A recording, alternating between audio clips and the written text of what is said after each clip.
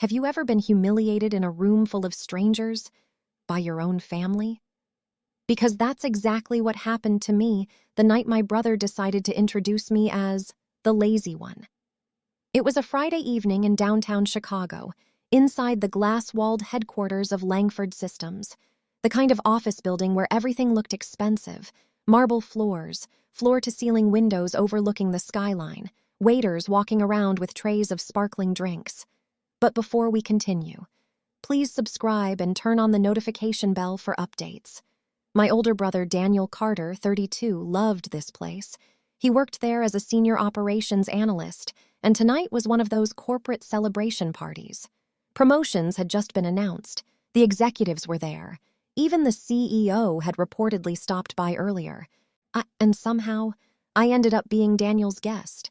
Now, to understand what happened next, you need to understand something about my family. Daniel was always the successful one. Perfect grades growing up. Business degree from Northwestern.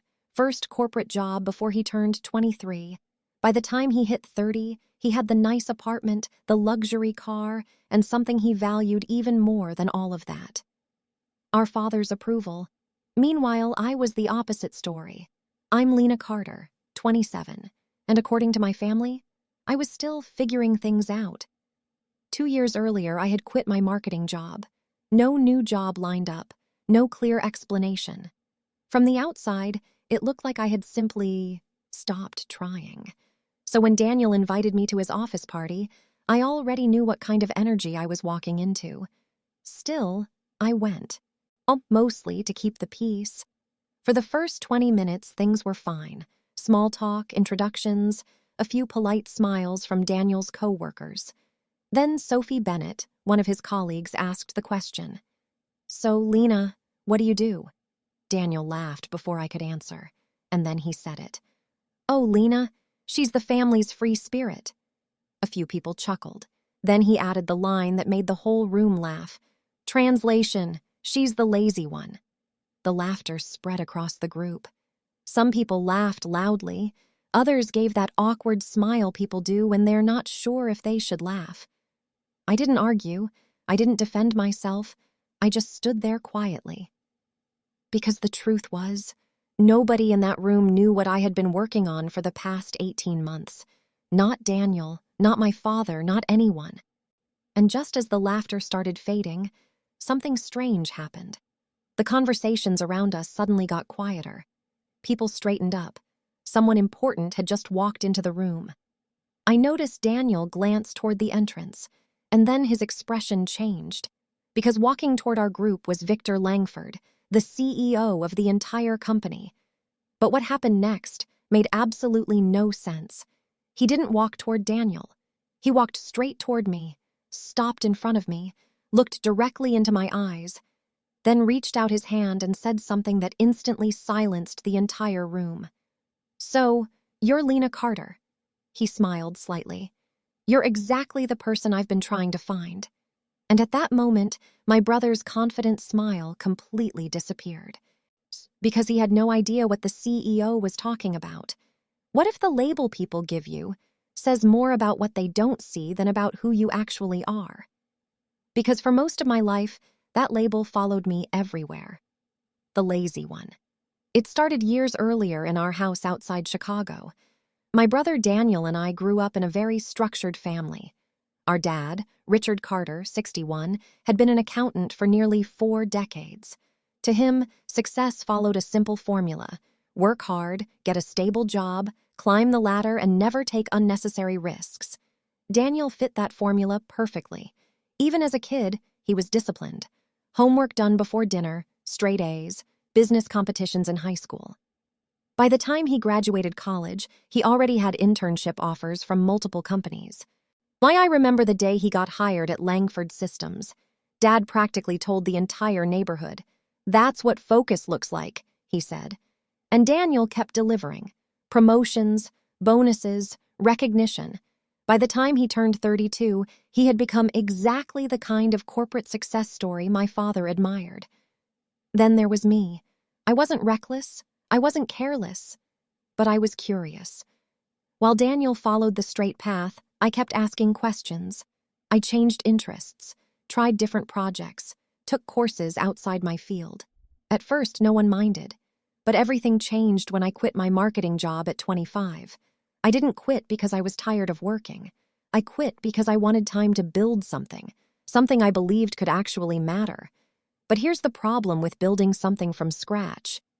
For a long time, it looks like nothing. To my family, my days looked suspiciously empty. No commute, no office, just long hours on my laptop. So the jokes started. At family dinners, Daniel would say things like, "Still enjoying early retirement?" My dad would shake his head and remind me that real careers take discipline. Eventually, the label stuck, lazy. And after hearing it enough times, people stop asking questions, which is exactly what happened. Even Daniel never asked what I was actually doing. He just assumed. That's why, at the party, when his coworkers asked about me, the answer came so easily. She's the lazy one. But what nobody in that room knew was this. For the past 18 months, my routine had been anything but lazy. Most nights I worked until 3 a.m, learning, testing, failing, refixing, again and again. And sometimes the only proof that anything was happening was the glowing screen of my laptop. Back at the party, I slipped my phone out of my pocket for a second. A new notification had appeared, a payment confirmation, another subscription from a business using my software. I locked the screen before anyone noticed, because I wasn't ready to explain it, not yet, but just as I slid my phone back into my pocket, a voice spoke behind me, calm, confident. "So, Lena Carter." The room went silent. Victor Langford was now standing right beside us, and when he looked at me, it wasn't the polite curiosity of a CEO greeting an employee's guest. It was recognition, real recognition. Then he said something that made Daniel frown immediately. "I've been trying to reach you for weeks." And suddenly, my brother wasn't smiling anymore, because he had absolutely no idea why the CEO of his company was looking for his lazy sister. How does the CEO of a billion-dollar company recognize someone everyone else just laughed at? That was the question hanging in the air, because the moment Victor Langford said, "I've been trying to reach you for weeks," the entire conversation around us froze. Daniel blinked, then laughed awkwardly, like maybe this was some kind of misunderstanding. "Sorry," he said, gesturing toward me. "You might have the wrong person. This is my sister." Victor didn't look confused. He looked certain. He turned slightly toward Daniel and said calmly, "Yes, Lena Carter." Then he looked back at me.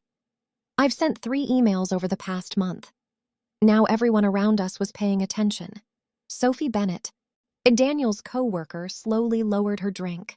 Daniel glanced at me with a puzzled smile. "Wait," he said. "You two know each other?" I shook my head. "Not personally." Victor nodded. "But I know her work." The room got quieter. You could almost feel the shift happening. Because just minutes ago, these same people had been laughing at Daniel's joke. Now the CEO was talking about me like I mattered. Daniel frowned slightly. "My sister doesn't work here." Victor gave a small smile. "I know." Then he turned toward the small group standing around us. 6 months ago, he said, our logistics division started researching independent automation tools. Daniel straightened a little. That was his department. Victor continued. We were trying to solve a processing delay in our internal shipment coordination system. A few managers nearby nodded. Apparently, they knew exactly what he was talking about. It's been a problem for nearly 3 years, Victor added. Then he looked at me again. During that research, one of our analysts found a small platform online. He paused slightly. Created by a developer using the name L. Carter. My stomach tightened a little. Daniel's eyebrows slowly lifted. Victor continued explaining. At first, we assumed it was a small startup. He glanced toward one of the managers. But when our team tested the software, the results were surprising. Now, even more people were listening. Victor raised one finger slightly. Processing times dropped by 42%. Daniel's head snapped toward me. Because he knew exactly how big that number was. That kind of improvement could save companies millions in operational costs. Victor continued. And when we looked deeper, we realized something interesting. He turned back to Daniel. The developer was working independently. Daniel stared at me. You built software? I stayed quiet for a moment. Victor answered for me. Yes, he said calmly, and it solves a problem our company has been struggling with for years. You could feel the tension spreading across the group, because suddenly the joke from earlier didn't feel funny anymore, the lazy sister, the one everyone laughed at. Daniel's voice lowered. Lena, what is he talking about? Before I could answer, Victor spoke again. We attempted to contact her regarding a potential acquisition. Now Daniel looked completely confused. Acquisition? Victor nodded. Standard procedure when we discover technology with this level of potential. Daniel turned to me again, and this time there was no joking in his voice. Lena, did you talk to them? I shook my head slightly. No. Victor tilted his head with curiosity. That's actually what I wanted to ask you. The entire group leaned in slightly as he spoke his next words. Our company made a formal acquisition offer last month. He paused. But you never responded. Daniel's face went pale. Because acquisition offers from Langford Systems usually meant one thing, millions of dollars. Victor folded his hands lightly. So I'm curious, he said. Why didn't you reply? I met his gaze calmly and answered with a sentence that made the room even quieter. Because I wasn't finished building it yet. Let me ask you something. How often do people judge someone's progress without ever seeing the work happening behind closed doors? Because that's exactly what had been happening for the last 18 months. Standing there in that office party, with executives quietly watching, Daniel looked at me like he was trying to solve a puzzle he didn't even know existed. You built software? He asked again, slower this time. Not mocking, just confused. Victor Langford answered before I could. Yes, he said, and a very impressive one. Daniel shook his head slightly, almost laughing under his breath. That doesn't make sense, he said. She studied marketing. And he was right. I did. But what Daniel didn't know was what happened after I quit that job 2 years earlier. Because when I left that marketing position, I didn't spend my time figuring things out. I spent it learning, every night, coding tutorials, programming courses, forums, documentation, trial and error. At first, I barely understood anything. The first program I built crashed within seconds. The second one barely worked. The third one deleted its own test data. But slowly, things started making sense, one line of code at a time. Back at the party, Victor gestured toward me. Your sister's system automates shipment coordination using predictive scheduling, he explained to the group. A few managers nodded immediately. They understood the impact. Daniel looked like he was hearing a foreign language. Victor continued. When our team ran simulations using her tool, it reduced manual processing time by 42%. Sophie blinked. 42? She repeated quietly. Victor nodded. That's correct. Daniel slowly turned to me again, and for the first time all night, he looked uncertain. You've been doing this for... how long? I thought about it for a second. About 1.5 years. The silence after that answer felt heavy, because suddenly a lot of small memories started rearranging themselves in Daniel's mind. Every family dinner where I had my laptop open, every time I said I was working on something, every time he joked that I must be watching videos or wasting time online. Victor crossed his arms thoughtfully. What impressed us most, he continued, was that the system wasn't built by a team. He glanced at Daniel. It was built by one person. That sentence hit differently, because in a room full of corporate professionals working in large departments, the idea that a single person solved a problem they'd struggled with for years was hard to ignore. Daniel exhaled slowly. So, all this time, he said quietly, you weren't doing nothing. I shrugged slightly. Not exactly. Victor smiled. Well, whatever you call it, the results are remarkable. Then he turned to me again. I'd like to discuss what you plan to do with it next.